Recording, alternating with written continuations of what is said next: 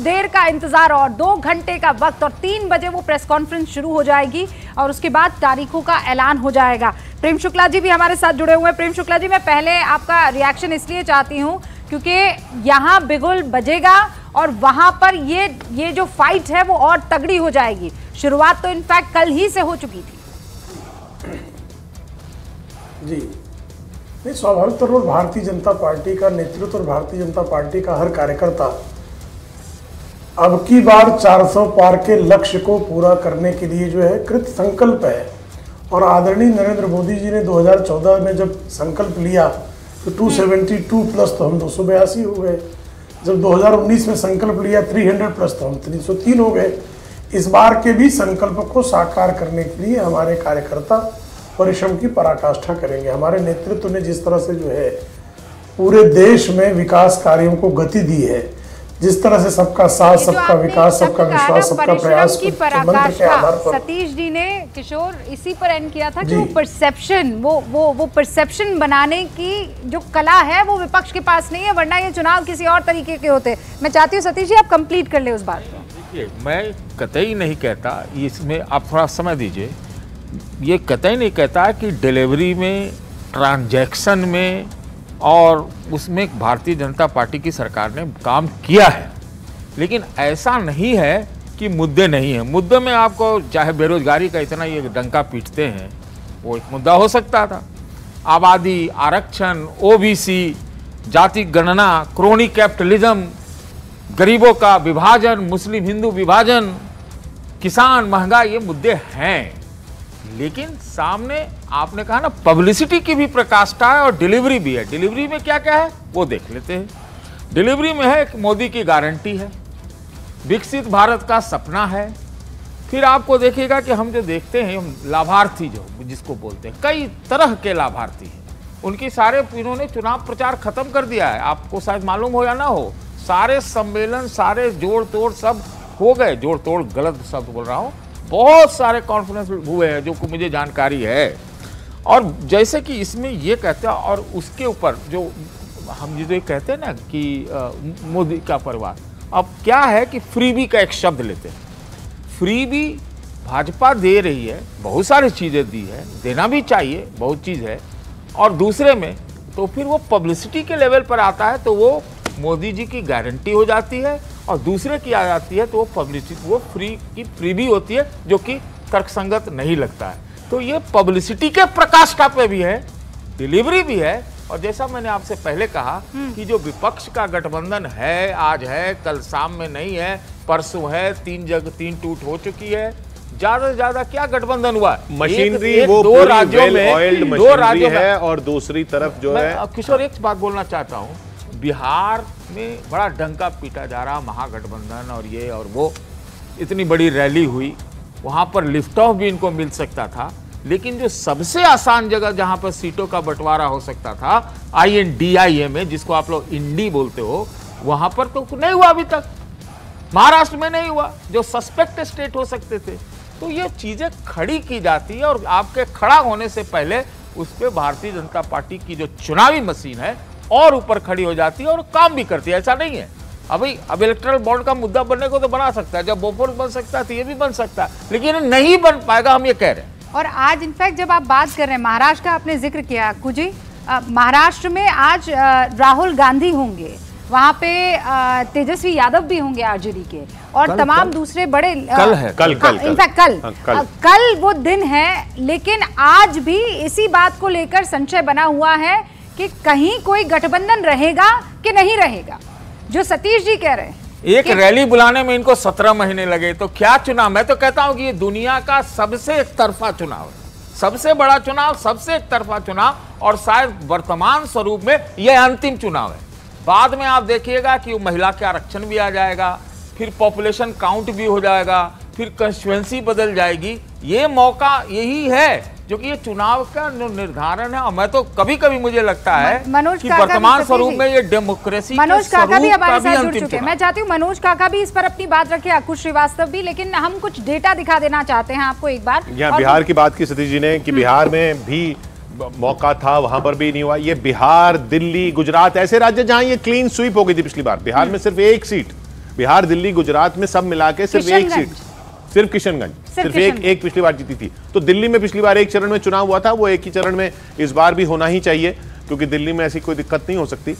तो 7 सीटें हैं। एक रहे हैं मनोज तिवारी, पिछली बार जो सांसद थे, बाकी सब बदल दिए गए हैं, सब बदल दिए गए हैं। और इधर इनका गठबंधन भी हो चुका है, पिछली बार 7-0 था, इस बार गठबंधन हो चुका है। ओपिनियन पोल कह रहा है कि गठबंधन पोल होने के बावजूद एनडीए को ही 7 सीटें, यानी बीजेपी को ही, यहां पर तो एनडीए क्या है, बीजेपी है, वो बीजेपी को ही 7 सीटें जाएंगी। बिहार में 7 चरण में पिछली बार चुनाव हुआ था, और इस बार भी 6 या 7 चरण ही लगेंगे। पिछली बार 11 अप्रैल, 18 अप्रैल, इस तरीके से 7 चरणों में चुनाव हुआ था। इस बार भी 6 से 7 चरण हो सकते हैं।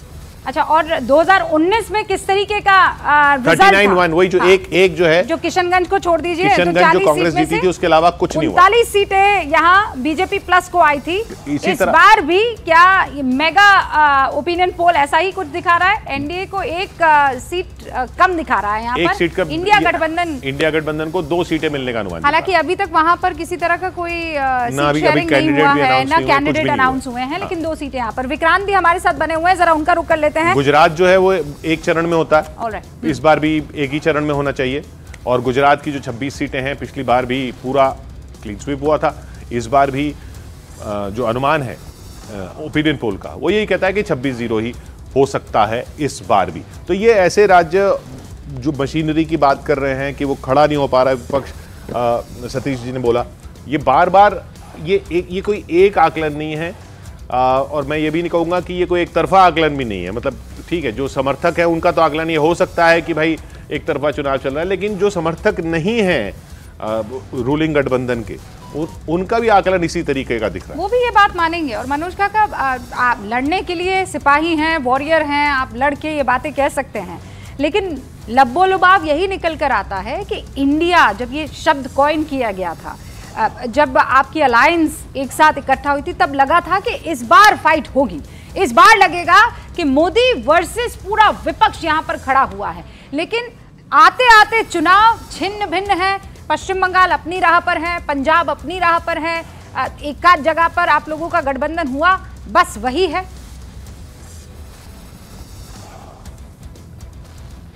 देखा जा सकता है। और आपने कहा योद्धा का सवाल नहीं है, वॉरियर का सवाल नहीं। सवाल यह है कि ये चुनाव, और चुनाव में जो निर्णय आता है वो जनता के द्वारा आता है, क्योंकि democracy is the people for the people by the people होता है, क्योंकि ये लोकतंत्र है और जनता का द्वारा।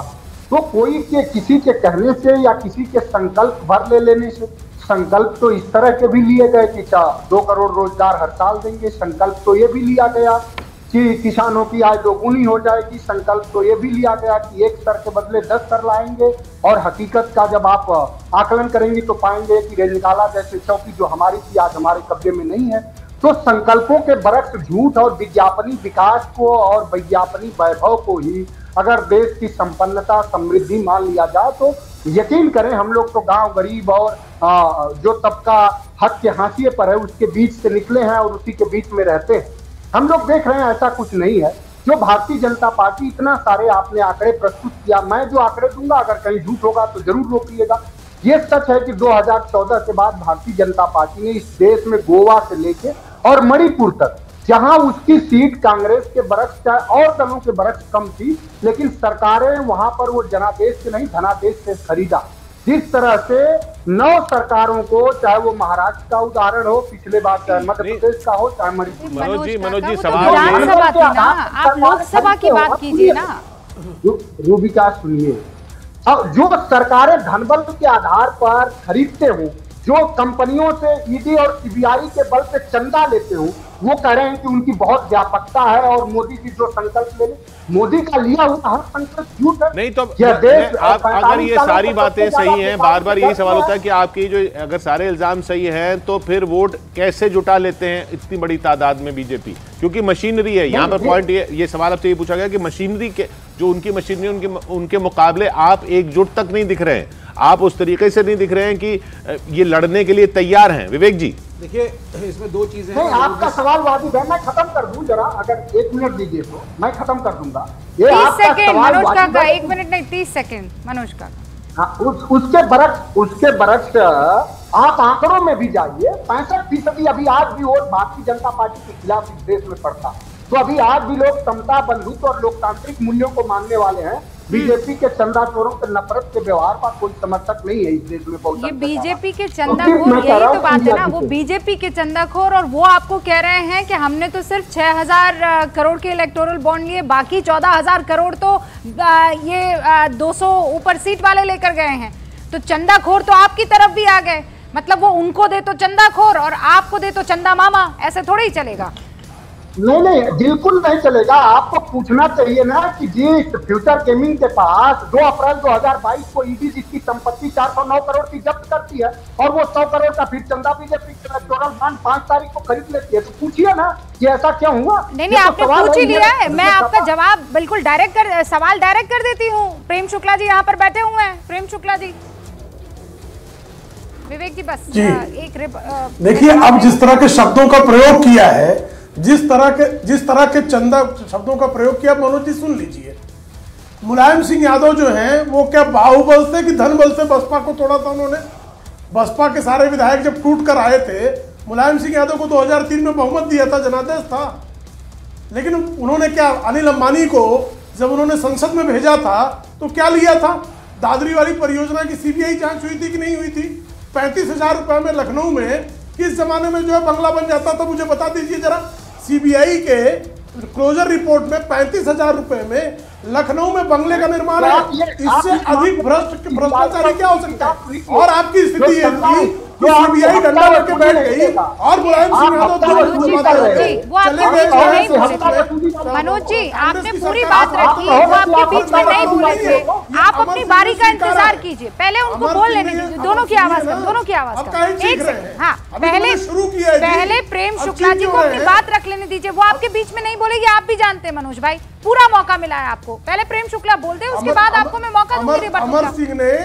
अमर सिंह ने तहलका नाम की पत्रिका में साक्षात्कार देकर यह स्वीकार किया कि जब सीबीआई के डायरेक्टर ने डंडा दिखाया तो मुलायम सिंह यादव सपरिवार भयवश श्रीमती सोनिया गांधी के चरणों में लौट गए। ये आपकी दशा है। और आपके श्री विश्वनाथ प्रताप सिंह की सरकार के समय, स्वयं विश्वनाथ प्रताप सिंह की सरकार के समय मुलायम सिंह यादव पर डकैती का चार्ज लगा, एनकाउंटर होने की स्थिति आई और साइकिल से जो है भागकर इटावा से जो है दिल्ली आए थे, गली गली और आप जो है सफाई महोत्सव किसके नाम पे मनाते हैं? रंजीत यादव बलात्कारी इस मुद्दे को इसलिए क्योंकि ये वो ऐसी वॉट अबाउटरी में चला जाता है कि आपने ये किया था, आपने ये किया था, आपने वो किया था, आपने वो किया था, वो सब पूरी वॉट अबाउटरी हो जाती है। प्रेम शुक्ला जी बस एक बात सुन लीजिए। एक तो मुलायम सिंह यादव जो है सही दिशा में, अच्छा एक सेकंड बस, मुलायम सिंह यादव जी अब हमारे बीच में नहीं है। आप लोगों ने उनको बकायदा पुरस्कार से भारत सरकार ने नवाजा है। अब इस बात को आगे ले जाना चाहिए। मनोज काका रुक जाइए, बता देता हूँ उनके गुणों का वर्णन भी कर। अरे फिर आप लोग दोनों पर्सनल अटैक करने लगेंगे ना। आज हम उनका पूर्वानुमान जो किशोर कह रहे हैं कि ये वॉट अबाउटरी हो जाएगी ना, आप अपना कहेंगे उनका कहेंगे, मुद्दों पर आ जाते हैं। और चौका रहे थे, मैं सुन रहा था। दो अच्छा दोनों ऐसा है ना, दोनों चलिए उनका धैर्य जो है वो धराशायी अच्छा हो गया। हम आपको रोक के प्रधानमंत्री पे चले जाते हैं। सुनिए उन्होंने क्या कहा, आप बात को आगे बढ़ाते हैं। तेलंगाना के नागरकुर्नूल में पीएम मोदी ने एक रैली को संबोधित करते हुए कहा कि 2024 के चुनाव के लिए तारीखों के औपचारिक ऐलान